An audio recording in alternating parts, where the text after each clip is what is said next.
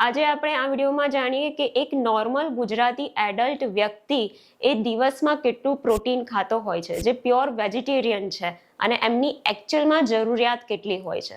તો એક જ્યારે ગુજરાતી કોઈ પર્સન મારી પાસે આવે અને એમનો ડાયટ રિકોલ પૂછીએ તો એમનું જનરલી રૂટીન આવું હોય છે.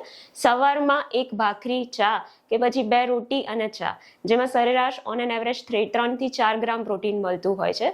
દેન લંચમાં 2 રોટી, સબ્જી, દાલ, રાઈસ, દહીં, છાશ વગેરે આપણો રૂટીન ખોરાક હોય છે, જેમાંથી તમને ઓન એન એવરેજ 8 થી 9 ગ્રામ પ્રોટીન મળતું હોય છે.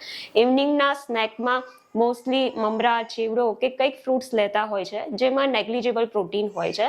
અને લાસ્ટમાં ડિનર, જેમાં મોસ્ટલી ખીચડી કઢી હોય કે પછી ભાખરી સબ્જી હોય, જેમાં કે પછી આપણા દૂધીના મુઠિયા હોય લેતા હોય છે, તો એમાંથી ઓન એન એવરેજ 5 થી 7 ગ્રામ જેટલું પ્રોટીન મળતું હોય છે.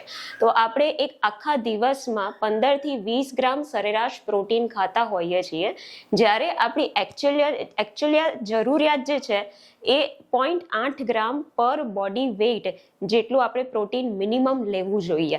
મતલબ કે 50 kg કોઈ વ્યક્તિ હોય તો 0.8 ગ્રામ પર બોડી વેઇટ એટલે એને મિનિમમ 40 ગ્રામ પ્રોટીન તો બોડી ખોરાકમાંથી લેવું જ જોઈએ. તો આ જે ગેપ પડે છે પ્રોટીનનો, એ ડેફિનેટલી તમારે પ્રોટીનના સોર્સિસ જાણીને એને ફૂલફિલ કરવાની જરૂર છે.